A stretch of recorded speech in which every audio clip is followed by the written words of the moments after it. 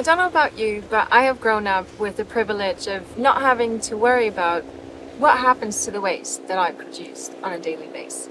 I could rely on a trash truck coming by on a fixed schedule and didn't have to think any further about what happens to my trash afterwards. When I moved to live full-time on my sailboat Carl, this changed. With limited space to store my trash and constantly being in different locations, I was unsure where to dispose of my waste. I also witnessed firsthand what often happens to trash after it's supposedly disposed of correctly. The truth is ugly and toxic and, quite frankly, terrifying.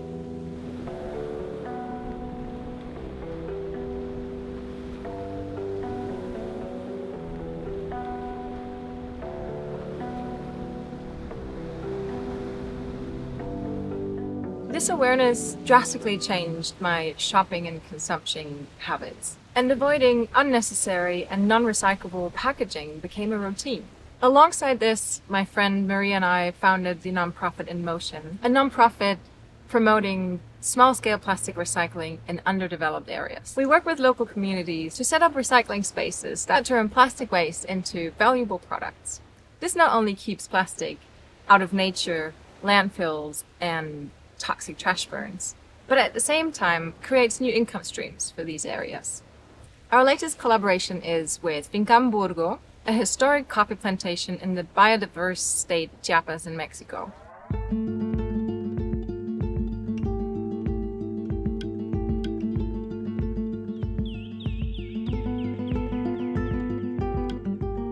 Despite its natural beauty, Chiapas suffers from an extremely low level of infrastructure when it comes to trash and recycling. As often in life, a lucky coincidence connected us with Lisa when we were looking for someone interested in setting up a community recycling workspace in the area of Puerto Madero. Welcome to our waste collection center of Fincamburgo. That's where we try to collect all the garbage that are produced of our two communities in Fincamburgo and Finca Chiripa. We are up to 500 people, and in harvest time sometimes we are even 1,000 people. We are 2 hours away from the next city, so that is why public services do not reach us. Once a month we transport all the garbage to the next town where the public garbage truck passes. Unfortunately, the local government is not really interested or does not put any importance to recycling or proper waste collection and management. In Tapachula, there are two big, huge garbage mountains where there is thrown all the garbage. So even when we get the garbage down to Tapachula, it's not going to be processed correctly. It is close to many rivers and streams which are connected directly to the Pacific. So we as a community have to help ourselves and support our own ecosystem. And Fincamburgo ticks many important boxes for a sustainable partnership. It's situated in a remote area with little to no trash removal infrastructure and generates its own electricity through a hydroelectric plant. Running the machines on 100% renewable energy, we totally love that. And they already have a potential sales network through their coffee distributors and the cafes they work with. And next thing we know, Maria and I are heading up to the mountains again with a whole pickup truck full of recycling equipment and 2 big plastic recycling machines. A plastic shredder that has been entirely donated by the Resegruppe. Thank you so much for your precious donation. And a plastic extruder. Both of them made by a plasticpreneur from Austria. With only 1 week to get things started, Maria and I went full throttle forward. First, we examined the available trash at the finca, discussing different types of plastic and how to identify and sort them. Maria and I also brought up a bunch of plastic that we had collected previously with a couple of cruisers during a beach cleanup in Playa Linda. The ladies had already worked with the small portable plastic recycling machines that our recycling fleet uses on their sailboats, made by Precious Plastic Melbourne. And now it's time to, well, we're definitely not going industrial yet, but we're scaling up a little bit. For shredding the plastic, it's helpful to pre-cut larger pieces. And usually we've been using heavy-duty metal cutting scissors for that in the past. But the ladies showed us that using a machete is actually a lot more effective and also a lot more fun. And this is a perfect example of how in this line of work you always learn something new. And that's the part I really enjoy about working with the people, that, you know, it's not just us teaching something, but we learn so much from them in return. And, you know, it's a big give and take. And I love it. After shredding the plastic, we're storing it in repurposed water jugs that we're labeling with the different types of plastic.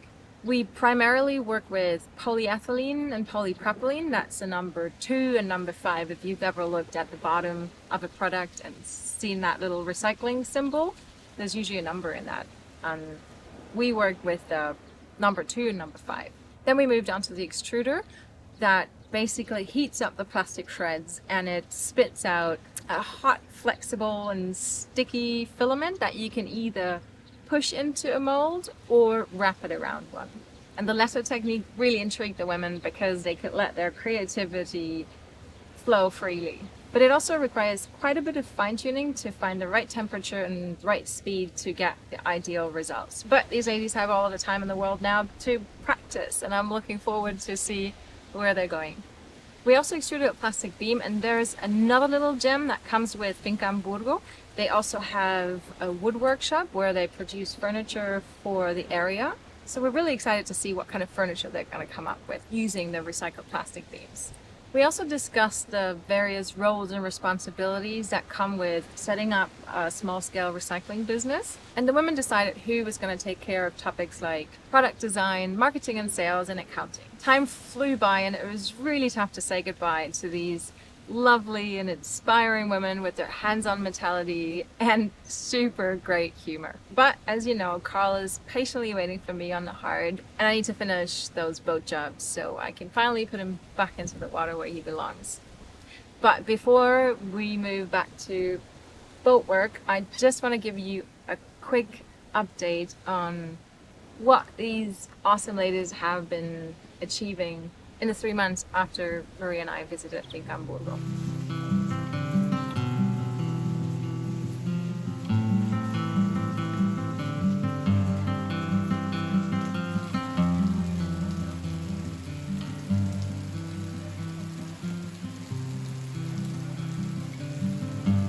Al principio lo vimos como un simple taller de reciclaje, como un pasatiempo, pero después nos dimos cuenta que sí es muy importante lo del reciclaje, lo de tener limpia nuestra comunidad.